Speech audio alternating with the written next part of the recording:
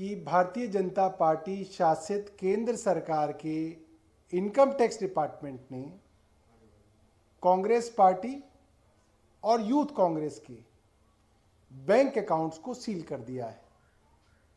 बताया जा रहा है कि कोई 2018-19 की कोई असेसमेंट थी जिसके अंदर रिटर्न कुछ महीने देर से दाखिल करने के नाम पर उनके ऊपर रिकवरी के लिए 210 करोड़ रुपए की रिकवरी के लिए कार्रवाई शुरू की गई है और उस कार्रवाई के अंदर कांग्रेस के बैंक अकाउंट्स को सीज कर दिया गया है। मुझे लगता है कि ये बहुत दुर्भाग्यपूर्ण है और सीधे तौर पे प्रजातंत्र के अंदर चुनावों को प्रभावित करने की कोशिश है कि चुनाव अब कभी भी 1-2 हफ्ते में अनाउंस होने वाले हैं और उससे पहले प्राइमरी अपोजिशन पार्टी के बैंक अकाउंट्स को सीज करना पूरी तरीके से गैर कानूनी है और गैर लोकतांत्रिक है। हम सब ने देखा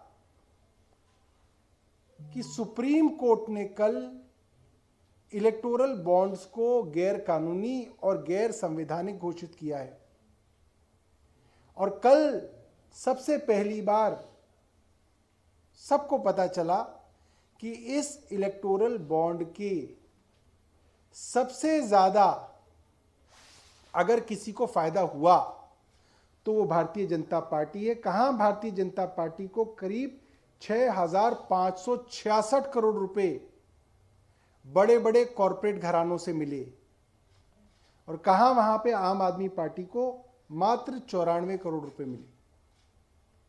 एक तरफ 94 करोड़ है, एक तरफ 6,566 करोड़ है। हम भारतीय जनता पार्टी से मांग करेंगे कि वे डिक्लेयर करें कि कौन कौन से कॉरपोरेट हाउसेस, कौन कौन सी कंपनीज हैं जिन्होंने भारतीय जनता पार्टी को ये पैसा दिया।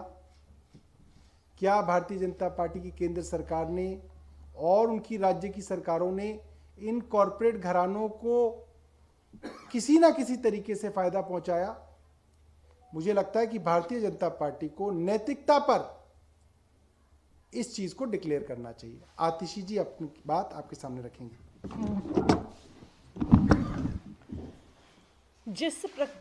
जिस प्रकार से कांग्रेस पार्टी का, यूथ कांग्रेस का बैंक अकाउंट फ्रीज किया गया है, इसमें एक पैटर्न दिख रहा है, एक डिजाइन दिख रहा है कि केंद्र सरकार अपनी एक एक एजेंसी को विपक्ष के खिलाफ इस्तेमाल कर रही है।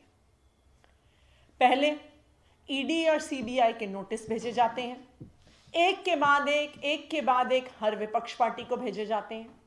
कभी आम आदमी पार्टी को भेजे जाएंगे, कभी कांग्रेस पार्टी को भेजे जाएंगे, कभी टीएमसी को भेजे जाएंगे, कभी एनसीपी को भेजे जाएंगे, कभी डीएमके को भेजे जाएंगे। एक के बाद एक ED, CBI, anti corruption bureaus के माध्यम से विपक्ष की पार्टी को डराया जाता है, धमकाया जाता है, उनके नेताओं को जेल में भेजा जाता है। उसके बाद अब ये दूसरा कदम है। पहले तो आपने पार्टियों को डराया, धमकाया, उनके नेताओं को जेल में भेज दिया, तो पार्टियों के अब नेता उपलब्ध नहीं है। और दूसरा कदम, इन विपक्ष की पार्टियों को रोकने के लिए उनके नेताओं को तो आपने जेल में डालकर चुनाव लड़ना मुश्किल कर ही दिया।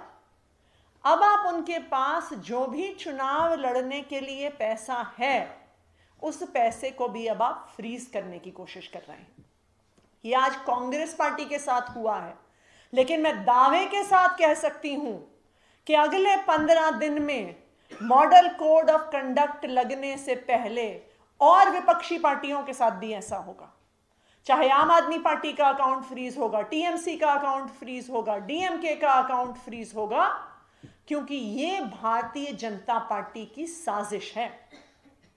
यह साजिश सिर्फ विपक्षी पार्टियों के खिलाफ नहीं है, यह लोकतंत्र के खिलाफ साजिश है, यह चुनाव के खिलाफ साजिश है। एक समय ऐसा होता था जब बूथ कैप्चरिंग के माध्यम से इलेक्शंस को रिग किया जाता था और आज एक समय ऐसा आ गया है कि इलेक्शंस को रिग किया जा रहा है, विपक्षी पार्टियों को खत्म करके।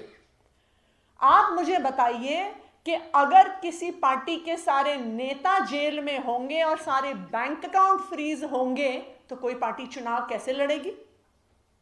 अगर उनके लिए कोई प्रचार करने के लिए नहीं है, प्रचार पे खर्चा करने के लिए आपके पास पैसे नहीं है, तो कोई भी विपक्षी पार्टी चुनाव नहीं लड़ सकती है। तो आज कांग्रेस पार्टी का बैंक अकाउंट फ्रीज करके भारतीय जनता पार्टी ने सिर्फ एक विपक्षी पार्टी पे हमला नहीं किया है, उन्होंने इस देश के लोकतंत्र पे हमला किया है और हम उसका पुरजोर विरोध करते हैं।